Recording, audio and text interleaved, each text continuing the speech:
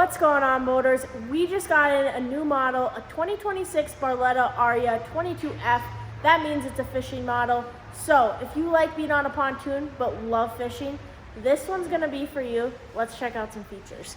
Starting off in the front, you're gonna have your 2 chairs. You have your cup holders, speakers.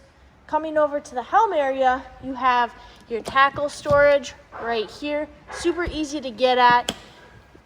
You also have your fish station. So you have a live well in here. Measure the big fish that you're gonna catch.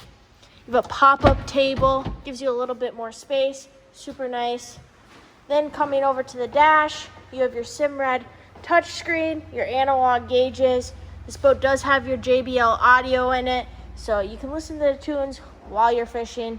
You have a nice bench back here. It's nice because it does pop up into 3 different ways. So face towards the rear, put that down. You can also face towards the front. Super easy to get at. Now you and your husband can be talking super close together, or if you don't want that up, put that away and face it towards the front. Super nice to give you 3 different positions to hang out in. Then coming back over here, you have another live well underneath this compartment. Also uses it as a bench.